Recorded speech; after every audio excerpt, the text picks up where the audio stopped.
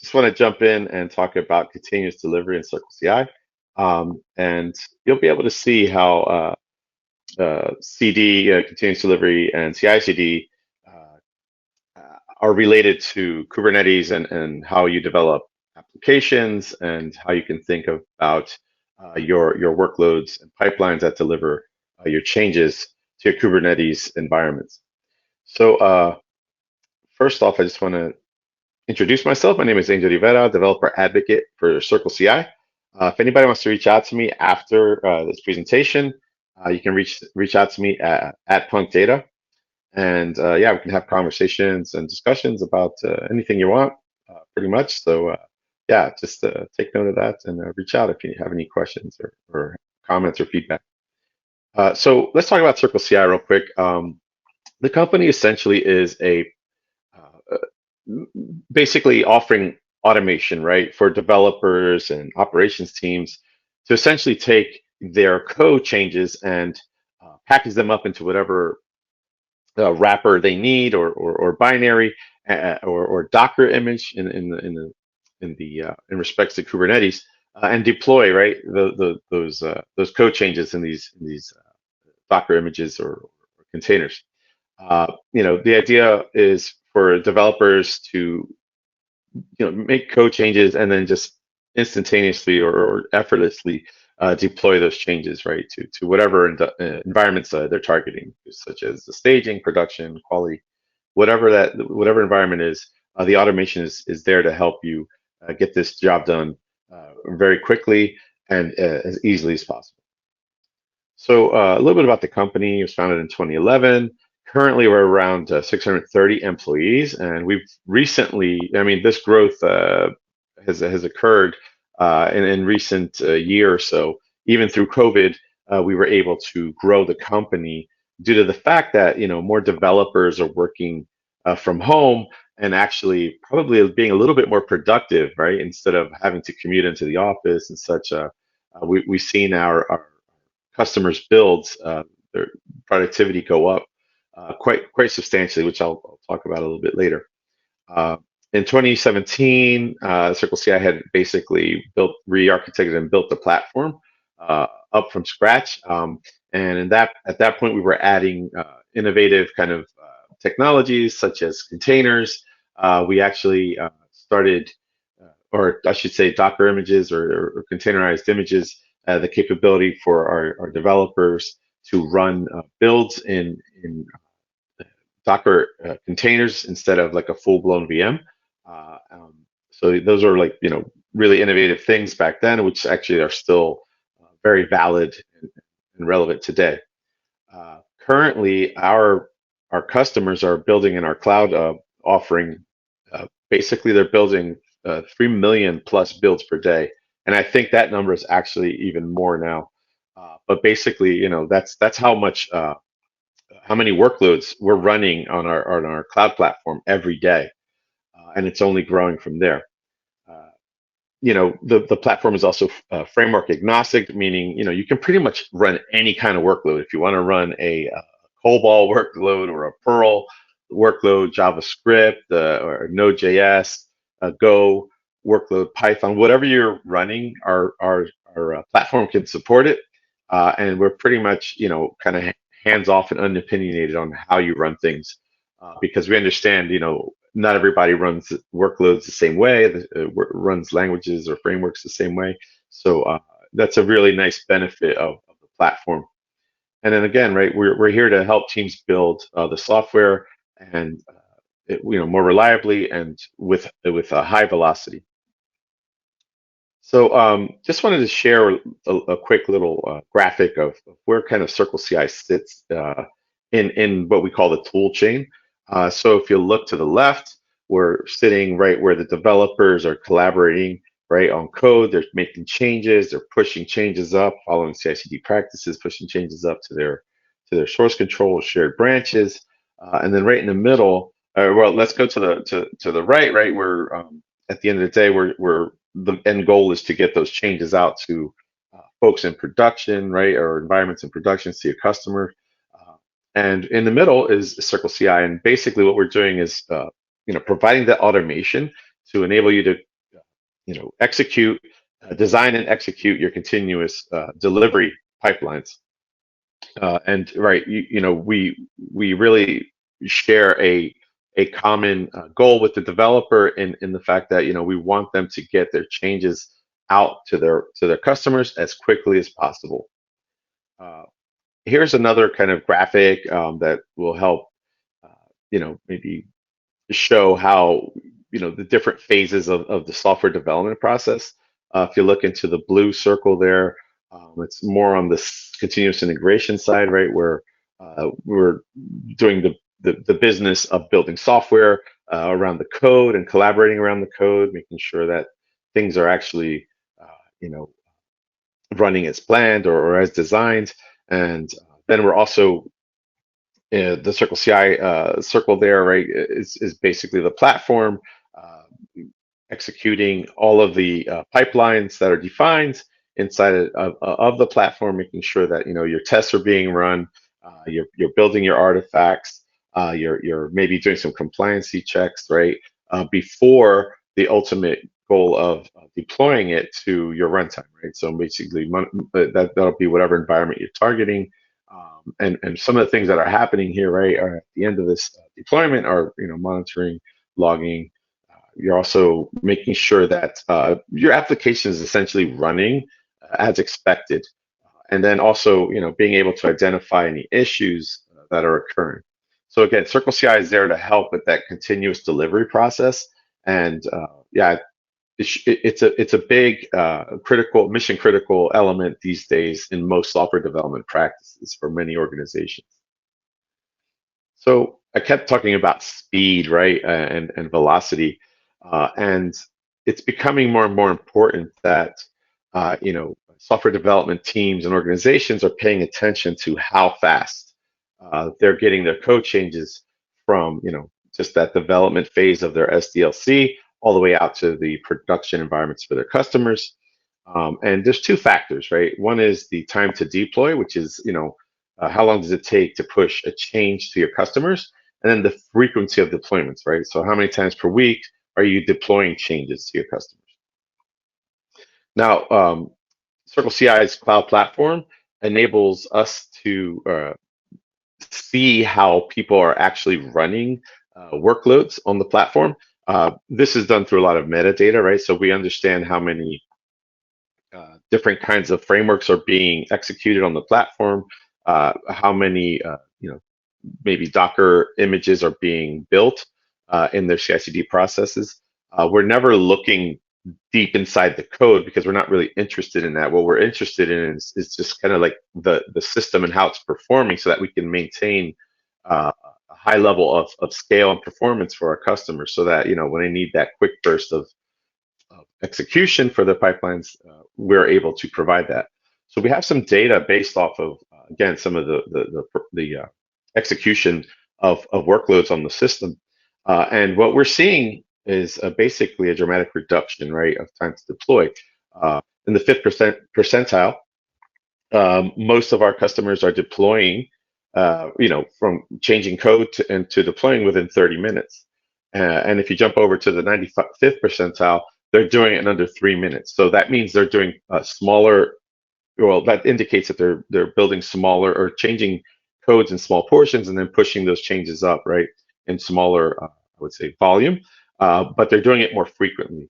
And then if you look over to the right, the dramatic increase of frequency of deploy, again, right, if you look at the 95th percentile, we're getting a 42x increase frequency of deployment. So that means, the customers are just, again, deploying or making code changes more frequently, and they're pushing it through their CI systems. And then that's enabling them to, authorize a deployment, and it's happening 42 times more than if they were not running a CI/CD system like CircleCI. If you want to learn a little bit more about the benchmarks and the performance that we're seeing within the platform, we've published the 2020 State of Software Delivery report. It's a free report. You can go to this URL and download it, and it'll talk about some of the things that we're noticing based off of that metadata and the performance data on our system that will really help teams that are trying to uh, define what what kind of velocity or frequency or benchmarking that you need to become more efficient and more optimized. This report will give you at least some areas of focus, and it's helped quite a few teams that I've spoken to recently on how to basically set benchmarks that fit them. Because at the end of the day, all software development teams develop software differently, and there's not like a one shot or a common formula, right, for success in this area. Every team is different, and you can take these points that we're looking at in the areas of focus, and you can create a pretty decent, optimized, efficient benchmark for your team. So as I spoke about the cloud platform and the performance in our cloud platform, but I want to also mention that CircleCI comes in two flavors. So most of our customers are leveraging the cloud platform, which essentially means that we are CircleCI is you know creating the infrastructure for you to run your workloads on. The developers and the operations teams don't have to manage any kind of hardware or resources. The only thing that they need to manage is their version control system and the frequency of the code that they're pushing up. Other than that, we handle it all, and it's a really good option for folks who are not not wanting to have to worry about any management of resources, such as data centers or systems for their CI/CD platforms, and also folks who need this dynamic scaling. Um, a lot of our customers that are bigger in nature rely on us to provide pretty much instant scaling for their CI/CD platforms. If you were to do this on your own, roll your own kind of CI/CD platform or use an on-prem type solution, then you would have to manage all those resources and then worry about scaling those resources as well. Uh, we also, again, have this offering for we call Server, which is essentially an on-premises deployment of the CircleCI platform. And we're making some really cool strides in the server world where we understand some of our customers can't just run workloads in a cloud platform like CircleCI because our cloud platform is multi-tenant, and there may be some compliancy issues or regulations that won't allow them to do that, right? So we do have an offering based off of Kubernetes as well. So yeah, if you have any interest in that, please reach out and we can, get you some more information on that. So when we're talking about speed, I just like to bring these numbers up because at CircleCI, again, since we're calculating what a high performing the software development team looks like based off of the data in the CircleCI platform, we've come to a calculation where the average cost of a developer's minute, is about $1.42 US, and then if you look at the cost of running their workloads in an automated manner, the cost is about 0.006 cents. So, there's a huge savings just by implementing some sort of automation because, your developers, if they're manually testing and manually building artifacts, you're doing it at $1.42 US per minute versus, running things through the CircleCI platform. So one of the other benefits of CircleCI is basically having these build optimizations. So we're constantly thinking of ways to, help our developers gain efficiencies just right out of the box without having to really think about it. Some of the elements to this are on the right hand side of my slide here, which are parallel jobs, right? Basically running workloads at the same times wherever you can. One of the things that kind of stops folks from being efficient is creating dependencies or blocking kind of jobs within their CI/CD pipelines. And yeah, it's a problem, right? It starts slowing things down, and then things become a little bit more expensive. And again, right, just slows the whole progress down of your team's projects. Test splitting is another area where you can actually run things, tests at different times whenever you need it. Uh, I'm of the opinion that you should not be running all of your end-to-end tests for every push a developer makes up to your version control system. I firmly believe that you need to take a look at those tests that you're running and run them appropriately. And we have, like, again, this concept of test splitting, which helps developers understand like when to run tests under specific conditions. Also, with CircleCI, you have configurable resources, meaning, yeah, if you need more horsepower like CPU or RAM, then it's just a simple change in your config file, and you'll be able to boost your resources as needed and get things done a lot faster.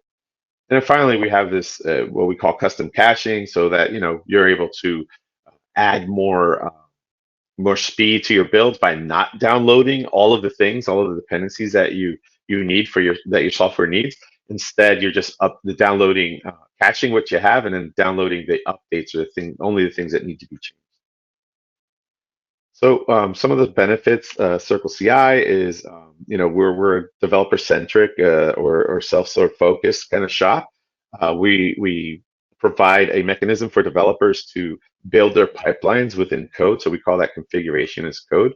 So you're basically defining all of your jobs and orchestrating how they run within a YAML syntax, but it's a customized YAML syntax that CircleCI has basically added a couple features. So when you submit those to the system, it understands them and it executes them.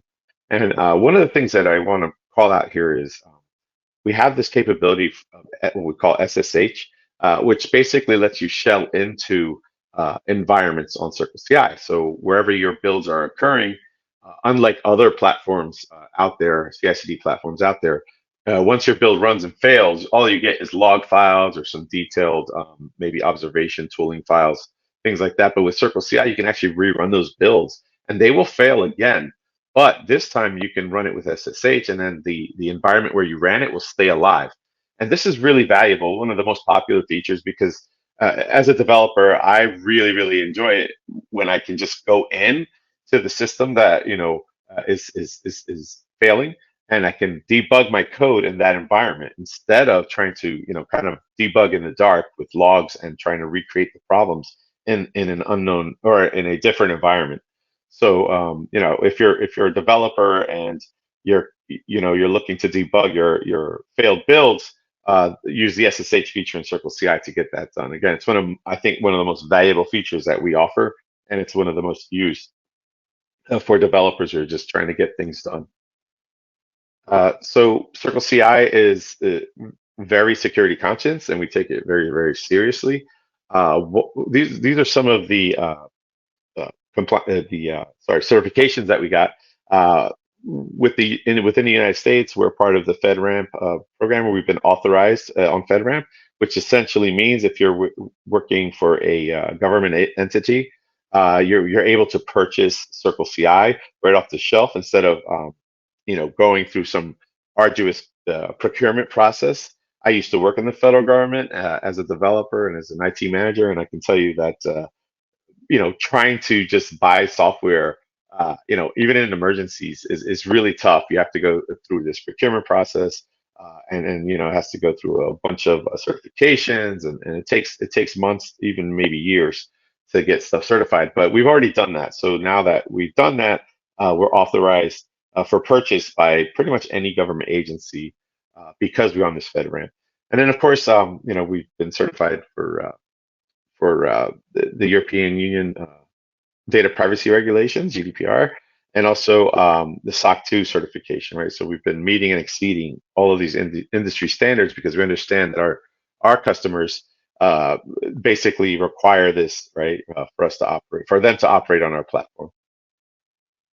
Here's again some of the security features with CircleCI that you get out the box. Obviously, right, we're communicating via SSH or HTTPS. This is another feature, which is the environment variables and secrets protection.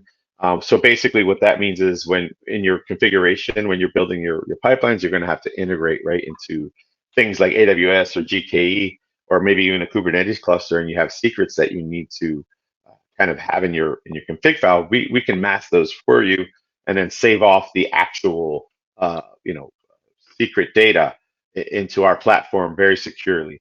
So that's another feature that a lot of developers like, is because they're versioning their pipeline configuration syntax in their version tools, and you don't want those secrets out there, right, publicly available or in clear text. So that's another nice feature, which is the masking. And then finally, I wanted to mention the runtime isolation again, right? So in the cloud offering, or actually in both offerings, we run builds in isolation, right? So that means your jobs are running securely, isolated, even though you may have, some multi-tenancy going on. And then when they're done running, every runtime that has been deployed is destroyed. So you get that nice feeling that, nothing is around left over for anyone to kind of scavenge and look through.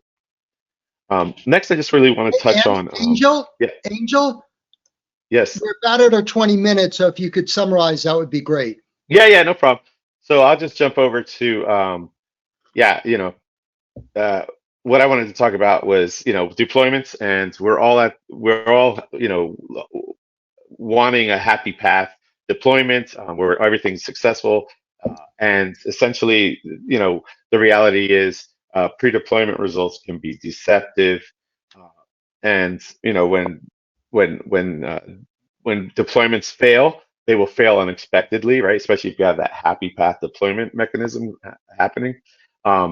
And usually these things fail at post deployment, so the application maybe reaches your Kubernetes cluster, but it's not performing the way you thought, right?